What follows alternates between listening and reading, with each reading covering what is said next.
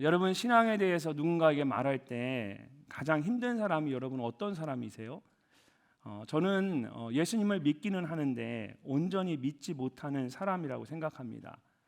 차라리 예수님을 믿지 않는 사람은 그래도 괜찮습니다. 왜냐하면 복음을 그냥 처음부터 잘 전해서 제대로 믿도록 하면 되기 때문입니다. 그런데 정말 힘든 사람은 예수님을 믿기는 하는데 제대로 믿지 않는 사람입니다. 어디서부터 어떻게 가르쳐야 할지 답답할 때가 참 많습니다. 그래서 차라리 처음부터 다시 가르치는 것이 나을 것 같다는 생각을 하게 됩니다. 골로새 교회 성도들에게 있는 문제도 이와 같았습니다. 그들은 예수님을 믿지 않는 것이 아니었습니다. 에바브라를 통해서 예수님에 대해 들었고 예수님을 믿었습니다. 그런데 예수님만으로는 충분하지 않다는 인간적인 생각을 하게 된 것입니다. 그래서 뭔가를 자꾸 더하려고 했습니다. 그러면서 그들에게 처음 전해졌던 예수님에 대한 그 말씀이 점점 더 변질되기 시작한 것입니다. 여러분은 어떻습니까? 오랜 동안 신앙생활을 한 사람들도 때로는 예수님만으로 충분하다고 생각하지 않을 때가 있습니다. 뭔가 종교적인 행위가 더해져야 할 것만 같고 또는 도덕적으로 깨끗한 삶을 살아야 할 것 같은 생각을 하게 됩니다. 그런 사람들에게 바울은 분명하게 말합니다. 오직 예수님 한 분만으로 충분합니다. 여러분 어떻게 하면 우리가 이런 분명한 믿음과 확신을 가질 수 있을까요? 어제 함께 나눈 말씀 속에서 바울은 가장 먼저 예수님이 누구신지에 대해서 자세하게 설명을 했습니다. 예수님은 보이지 않는 하나님의 형상이십니다. 모든 것이 창조되기 이전에 성부 하나님, 성령 하나님과 함께 계셨던 하나님이시고 모든 만물을 창조하신 분입니다. 또한 새로운 믿음의 공동체인 교회의 머리이십니다. 그리고 모든 만물의 으뜸이 되셔서 지금도 모든 것을 다스리고 계십니다. 또한 하나님께서 그의 모든 충만함으로 예수님 안에 가득 채우셨습니다. 그리고 그런 예수님께서 십자가의 죽으심으로 우리의 모든 죄를 깨끗하게 씻으셨고 예수님 안에서 모든 만물이 하나님과 화목하게 되었습니다. 그런 예수님이 계신데 우리에게 무엇이 더 필요하겠습니까? 예수님 한 분만으로 충분합니다. 그렇다면 이제 우리는 어떻게 살아야 할까요? 오늘 말씀을 보면 바울은 아주 간단하게 말합니다. 오직 예수님 안에서 행하라. 예수님 한 분만으로 충분하다면 이제 예수님 안에서 행하라는 것입니다.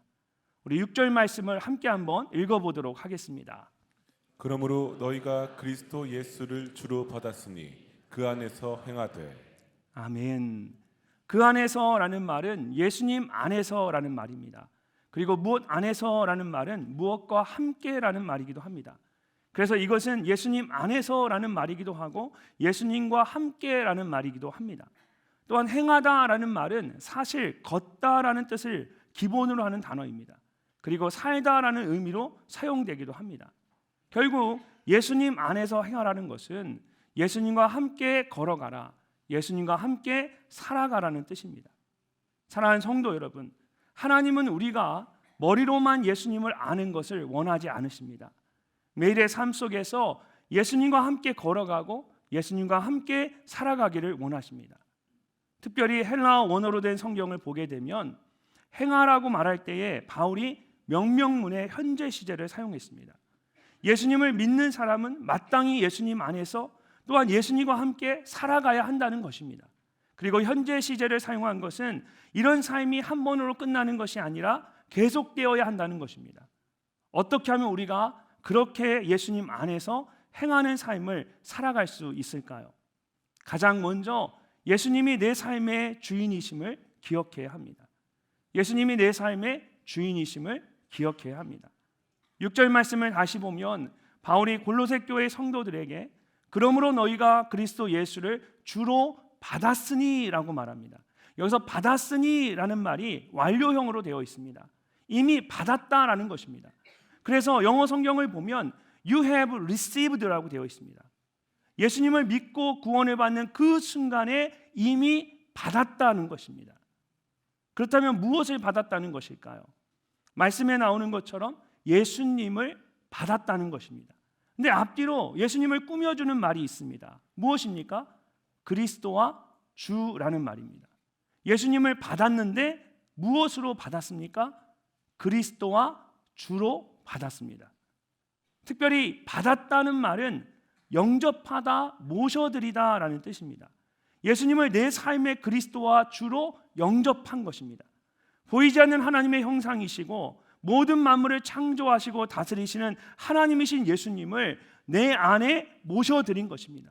여러분, 이것이 얼마나 놀라운 일인지 아십니까? 과거에 해리슨 포드라는 배우가 있었습니다. 아마 여러분 기억하실 거예요. 이 해리슨 포드가 주연한 에어포스 1이라는 영화가 있습니다. 테러범들이 미국 대통령 전용기인 에어포스 1을 납치한 이야기입니다. 대통령과 그의 가족 그리고 많은 수행원들이 타고 있는 이 대통령 전용기가 테러범들에 의해서 공중에서 납치가 되었습니다. 그런데 대통령 역할을 맡은 해리슨 포드가 이 테러범들을 하나씩 물리치고는 마침내 전용기 안에 있던 사람들을 모두 구해냈습니다. 하지만 전용기가 너무 많이 망가져서 도저히 계속 타고 갈 수가 없게 되었습니다. 그래서 사람들을 옮겨시키기 위한 수송기가 파견되었습니다. 그리고 대통령의 지휘 아래 전용기에 있던 사람들이 하나둘씩 수송기에 옮겨졌습니다. 한편 지상에서는 대통령의 생존 여부가 초미의 관심사였습니다. 대통령이 옮겨 탔는지를 확인하기 위해서 계속해서 수송기에 무전을 쳤습니다. 마침내 모든 사람들이 수송기로 다 옮겨지고 마지막으로 대통령이 탈출을 해서 수송기에 탑승을 했습니다. 그리고 마침내 수송기가 지상에 있는 본부에 메시지를 보냅니다. 본부 나와라. 이제 이 수송기가 에어포스 1이다. 그 순간 지상에서 초조하게 기다리던 사람들이 뜨겁게 환호를 했습니다. 그리고 이제 에어포스 1이 된 수송기 주위를 공군 전투기들이 둘러싸서 호위하기 시작했습니다. 대통령이 탑승하기 전에 수송기는 그냥 지극히 평범한 비행기였습니다. 아니, 대통령 전용기에 비해 너무나 보잘것없었습니다. 그러나 대통령이 탑승하는 그 순간에 완전히 180도 바뀌어졌습니다. 아무리 초라하고 보잘것없어도 대통령이 탄 비행기는 이제 에어포스 1이 되어서 모든 사람의 주목을 받으면서 철저하게 보호를 받게 되었습니다. 여러분, 예수님을 받았다라는 말이 바로 이런 뜻입니다. 우리는 너무나 초라하고 보잘것없는 사람들입니다. 그런데 어느 날 하나님이신 예수님께서 그 귀한 하늘의 보좌를 버리시고 낮고 낮은 곳에 있는 우리에게 옮겨오신 것입니다. 여전히 초라하고 보잘것없는 사람인데 예수님께서 오시는 그 순간에 완전히 새로운 사람이 되었습니다. 특별히 예수님은 그냥 한 나라의 대통령 정도로 우리에게 오신 것이 아니었습니다. 바울이 말하고 있는 것처럼 그리스도와 주로 우리에게 오셨습니다. 먼저 예수님께서 그리스도로 오셨다는 것은 하나님의 기름 부음을 받은 분이시고 성경의 모든 예언을 성취하신 분으로 오셨다는 뜻입니다. 또한 주로 오셨다는 것은 모든 사람들을 구원하시기 위해 십자가에 달려 죽으시고 장사한 지 사흘 만에 부활하셔서 지금은 하나님 우편에 앉아 세상을 통치하고 계시는 만유의 주인으로 오셨다는 것입니다. 무엇보다 당시에 주를 의미하는 칭호는 로마 황제에게만 붙여졌던 것입니다. 그런 상황에서 예수님을 주라고 부르는 것은 엄청난 용기와 결단이었습니다. 오직 예수님만이 나의 주인이심을 고백한 것입니다. 사랑하는 성도 여러분, 예수님을 그리스도와 주로 받았다는 것은 바로 이런 의미입니다. 그리고 그렇기 때문에 우리가 오직 예수님 안에서 행할 수가 있습니다. 지금 이 순간 여러분의 삶의 주인은 누구십니까? 여러분은 예수님을 여러분의 그리스도와 주로 받았음을 확신하고 계십니까? 이처럼 예수님을 믿는다는 것은 내 삶의 주인이 바뀌었다라는 것입니다. 이전에는 내가 내 삶의 주인인 줄 알았습니다. 그런데 예수님을 만나고 예수님을 믿게 되면서 내 삶의 주인이 내가 아니라 예수님이라는 것을 알게 되었습니다. 그리고 그 순간 예수님이 나의 구주와 주님이 되신 것입니다. 누구보다 바울 자신의 삶이 그와 같았습니다. 예수님을 구주와 주님으로 받아들이기 전에는 자신이 주인인 줄 알았습니다. 그래서 자신의 생각대로 예수님을 믿는 사람들을 핍박하면서 마음대로 살았습니다. 그런데 부활하신 예수님을 만나면서 그의 삶이 완전히 달라졌습니다. 우리 갈라디아서 2장 20절 말씀을 우리 함께 한번 읽어보도록 하겠습니다. 내가 그리스도와 함께 십자가에 못 박혔나니 그런즉 이제는 내가 사는 것이 아니요 오직 내 안에 그리스도께서 사시는 것이라. 이제 내가 육체 가운데 사는 것은 나를 사랑하사 나를 위하여 자기 자신을 버리신 하나님의 아들을 믿는 믿음 안에서 사는 것이라. 아멘. 예수님을 만난 후에 바울의 고백입니다. 이 말은 나는 죽고 내 안에 오직 예수님만 살아계신다는 것입니다. 이전에는 내가 주인인 줄 알았는데 이제는 예수님이 주인이신 것을 알게 되었습니다.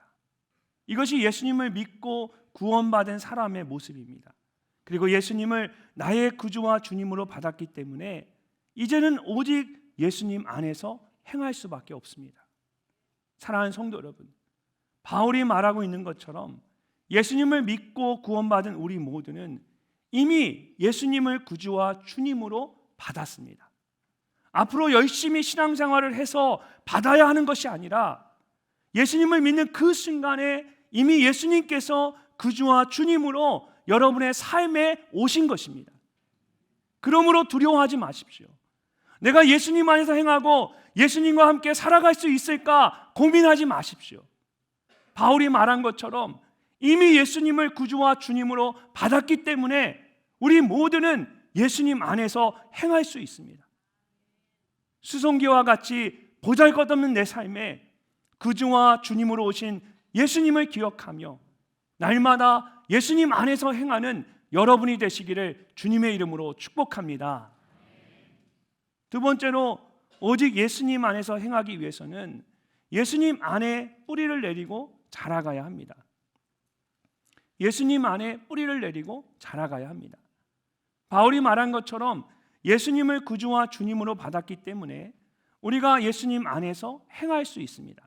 그렇다면 예수님 안에서 행할 때 우리의 삶은 어떻게 될까요? 7절 말씀을 함께 읽어보겠습니다.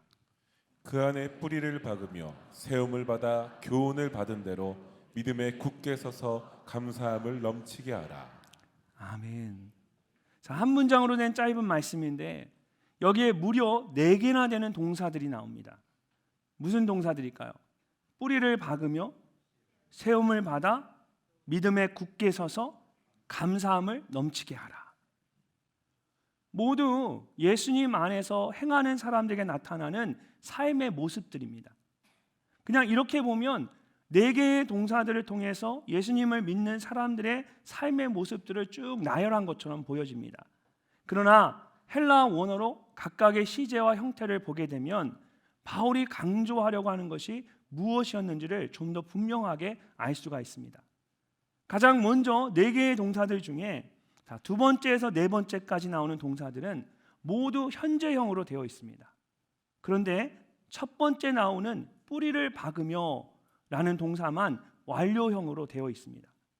그래서 NASB 같은 영어 성경을 보면 이 동사만 having been firmly rooted, 뿌리를 박았다라고 완료형으로 번역을 했습니다. 왜 그럴까요? 예수님 안에 뿌리를 박는 것은 예수님을 믿고 구원받는 그 순간에 이미 이루어진 일입니다. 처음부터 구원받지 못한 사람은 있을 수 있지만 한 번 구원받은 사람은 영원히 그 구원을 잃어버리지 않는 것처럼 예수님 안에 한 번 뿌리를 박은 사람은 그때부터 쭉 신앙생활을 시작하게 됩니다. 반면에 그 위에 세움을 받고 믿음에 굳게 서고 감사함을 넘치게 하는 것은 계속해서 되어져야 하는 일입니다. 그래서 바울이 이 3가지는 계속해서 반복되는 동작이나 상태를 의미하는 헬라어의 현재 분사로 표현을 했습니다. 구원받은 성도는 예수님 안에 뿌리를 박고 있는 것으로 만족해서는 안 됩니다. 더욱 깊이 뿌리를 내리고 계속해서 자라나야 합니다. 그리고 그것이 예수님 안에서 행하는 것입니다. 여러분, 지난 한 해 동안 여러분의 삶은 어떠셨습니까? 예수님 안에 뿌리를 박은 것으로만 만족하며 사셨습니까? 아니면 그 위에 세움을 받으셨습니까?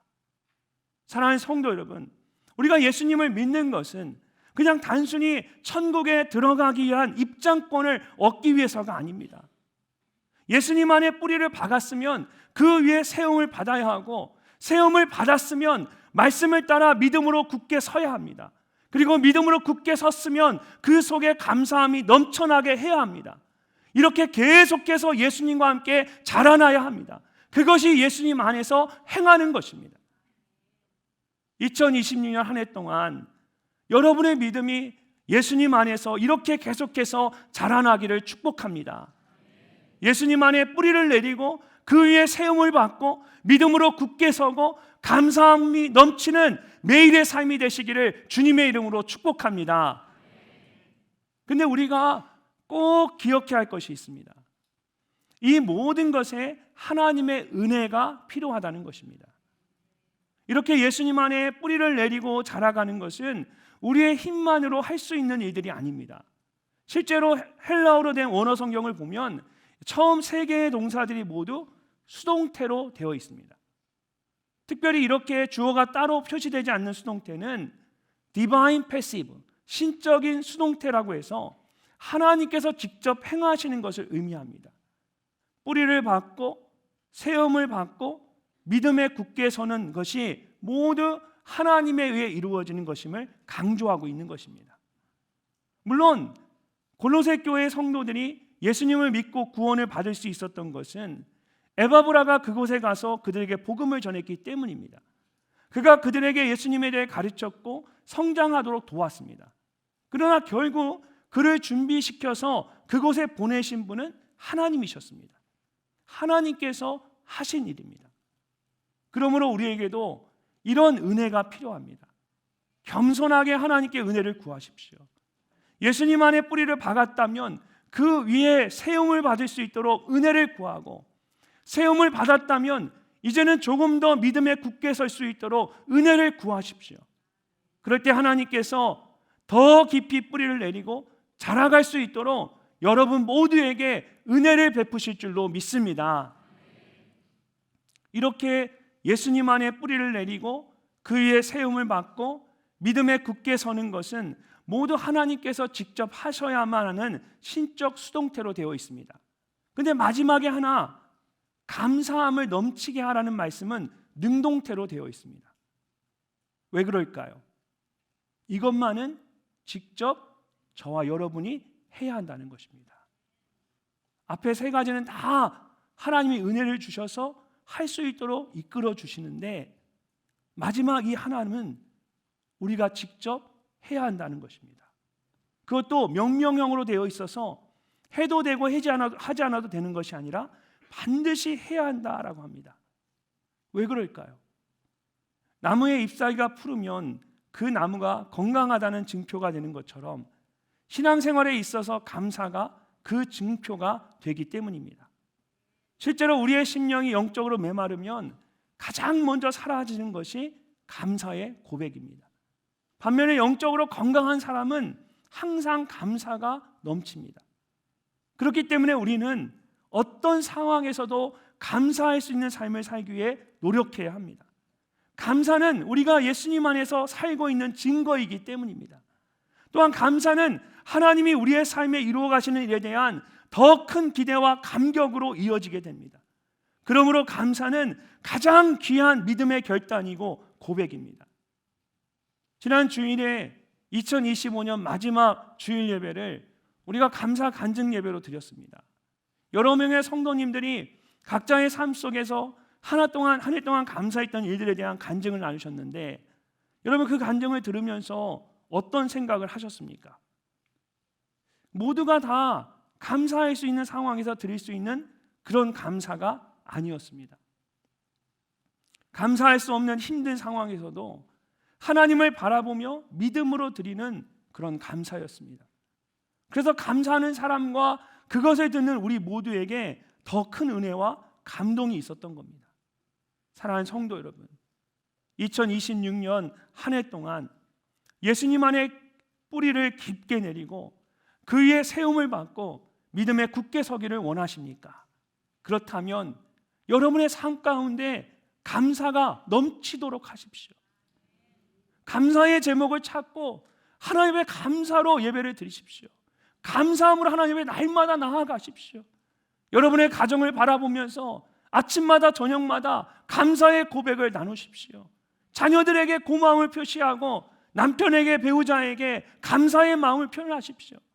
그리고 무엇보다 하나님께 감사의 마음을 표현하며 살아가십시오. 그렇게 감사하며 살아가면 하나님께서 여러분에게 다 책임져 주실 것입니다. 그 앞에 해야 할 모든 것들은 하나님 다 책임져 주십니다. 그렇게 예수님 안에서 더욱 깊이 뿌리를 내리고 건강하게 자라가는 여러분 되시기를 주님의 이름으로 축복합니다. 마지막으로 예수님 안에서 행하는 삶을 살기 위해서는 예수님 외에 다른 것은 더하지 않아야 합니다. 예수님 외에 다른 것은 더하지 않아야 합니다. 처음에 잠시 이야기했던 것처럼 당시에 골로새 교회 성도들에게 있었던 문제는 예수님을 믿지 않는 것이 아니었습니다. 그들은 모두 예수님을 믿었습니다. 문제는 그럼에도 불구하고 그들이 예수님만으로 만족하지 못했다는 것입니다. 골로새 교회의 성도들은 에바브라가 전했던 예수님에 대한 복음을 믿으면서도 그 위에 무엇인가를 더하려고 했습니다. 자, 우리 8절 말씀을 함께 읽어보도록 하겠습니다. 누가 철학과 헛된 속임수로 너희를 사로잡을까 주의하라. 이것은 사람의 전통과 세상의 초등학문을 따름이요 그리스도를 따름이 아니니라. 아멘. 골로새는 해상 무역의 중심지였기 때문에 다양한 철학과 문화가 오고 가는 지역이었습니다. 그리고 그 중에는 골로새 교회 성도들의 신앙에 심각한 영향을 끼치는 것들도 있었습니다.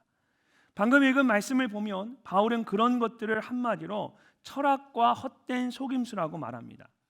헬라어 원어로 보면 정관사 더가 헛된 속임수 앞에는 없고 철학 앞에만 있습니다. 그래서 공동번역 성경이나 NIV 성경은 헛된 철학의 속임수라고 해서 이 헛된 속임수가 철학을 꾸며주는 것으로 번역을 했습니다. 그렇다면 바울이 당시 골로새 교회 성도들에게 영향을 미쳤던 철학을 헛된 속임수라고 한 이유는 무엇일까요? 먼저는 하나님의 말씀을 따르려고 하지 않고 사람들의 전통을 따르려고 했기 때문입니다. 갈라디아서 1장 6절과 7절을 보면 바울은 이런 복음을 다른 복음이라고 말하면서 다른 복음은 없나니 다만 어떤 사람들이 너희를 교란하여 그리스도의 복음을 변하게 하려 함이라고 경고했습니다. 두 번째로 그것은 세상의 초등학문을 따르는 것이었기 때문입니다. 여기서 말하는 초등학문은 세상의 가장 기본적인 원리들을 말합니다.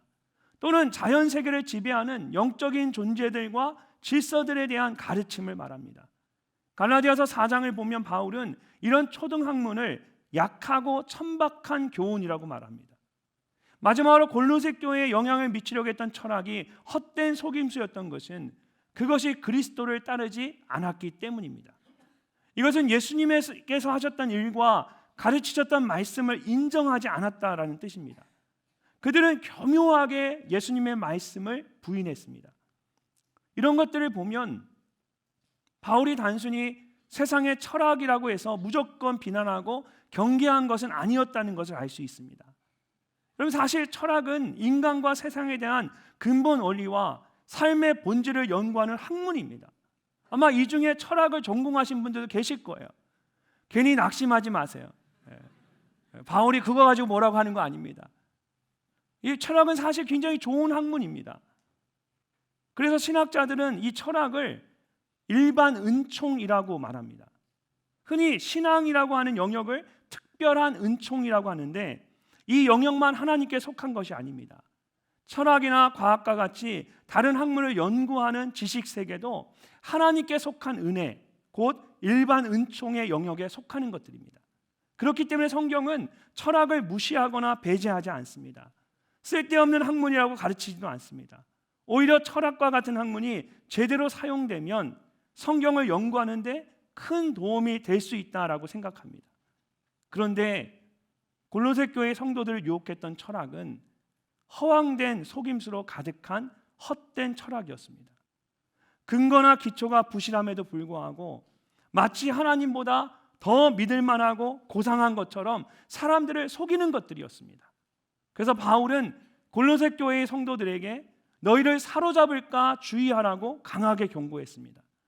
여기서 사로잡다는 뜻으로 사용된 동사는 원래 전리품처럼 약탈해서 빼앗다, 포로로 잡아 끌고 간다라는 뜻을 가지고 있습니다. 겉으로는 부족함을 채워서 더 풍성하게 해줄 것처럼 하지만 사실은 있는 것조차 다 빼앗아 가고 결국은 세상의 종노릇하며 살게 하는 것들입니다. 사랑하는 성도 여러분, 사실 헛된 속임수로 가득한 철학과 참된 진리를 구별하는 것은 우리가 생각하는 것만큼 그렇게 어렵지 않습니다. 요한복음 8장 32절을 보면 예수님께서 진리를 알지니 진리가 너희를 자유롭게 하리라고 말씀하셨습니다. 이 말씀 그대로 참된 진리는 우리를 자유롭게 합니다. 반면에 거짓된 철학이나 헛된 속임수는 우리에게서 자유를 빼앗아 갑니다. 예수님 안에서 행하는 것도 마찬가지입니다. 진리이신 예수님 안에서 행하면 무엇을 하든지 자유로울 수가 있습니다. 그러나 진리가 아닌 다른 헛된 것을 자꾸 더하려고 하면 무엇을 해도 힘들고 괴로울 수밖에 없습니다. 그러므로 참된 진리이신 예수님 안에서 행하는 것이 가장 중요합니다.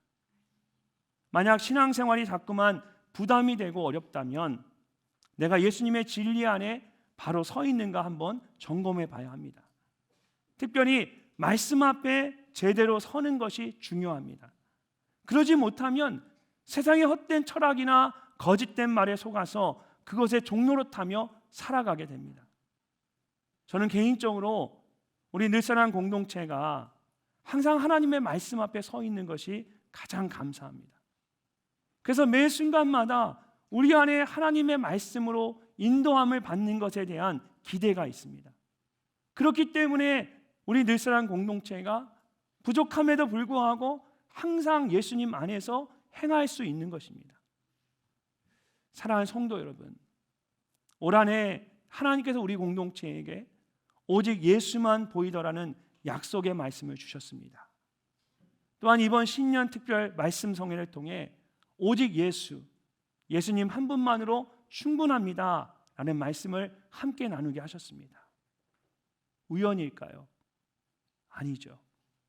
하나님이 우리를 말씀으로 이끄시는 겁니다. 이 말씀 그대로 올 한 해 하나님께서 우리 모두에게 오직 예수님만 바라보고 예수님만 드러나게 하실 줄로 믿습니다. 그렇게 다른 어떤 것이 아니라 오직 예수님 안에서, 진리이신 예수님 안에서 참된 자유를 행하는 여러분이 되시기를 주님의 이름으로 축복합니다. 얼마 전에 저녁 식사를 하고 제가 머리를 잠시 식히기 위해서 흑백 요리사라는 요리 프로그램을 봤습니다. 아주 짧은 시간에 잠깐 봐서 하나님이 제게 주신 은사인데요. 저는 이렇게 앉아서 딱 보면 10분 보고 딱 일어나 나올 수 있는 사람입니다. 빠져들지 않아서 늘 저희 아내가 저를 원망합니다. TV는 켜놓고 저는 들어가서 서재로 들어가니까 제가 밉다는 거예요. 키지 말지. 제가 잠깐 정말 짧은 시간에 봤어요. 그래서 내용은 전체는 잘 모르겠지만 주어진 그 음식 재료들, 그 프로가 그랬었어요. 재료가 이렇게 주어졌는데 그걸 가지고 정말 뛰어난 요리를 만들어내는 그런 그 명인들, 요리 명인들을 보면서 제가 느낀 것이 한 가지가 있었습니다. 모두 자신 안에 있는 것으로 최선을 다한다는 것입니다.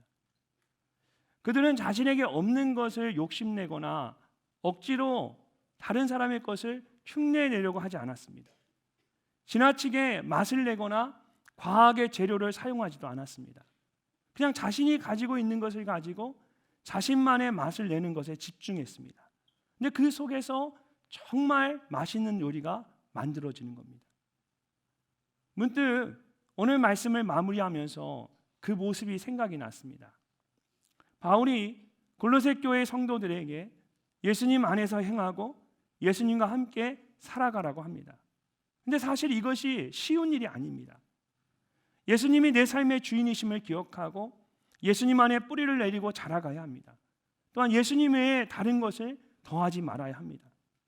근데 결국 우리에게 이 모든 것을 가능하게 하는 가장 중요한 것 한 가지가 우리 안에 있습니다. 바로 우리 안에 있는 예수님입니다. 마지막 9절과 10절을 보면 바울이 이렇게 말합니다. 그 안에는 신성의 모든 충만이 육체로 거하시고 너희도 그 안에서 충만하여졌으니 그는 모든 통치자와 권세의 머리시라. 아멘. 여러분, 하나님의 모든 충만함이 예수님 안에 있습니다. 그리고 그 예수님 안에서 우리도 충만해질 수 있습니다. 어떻게 이런 일이 가능할까요?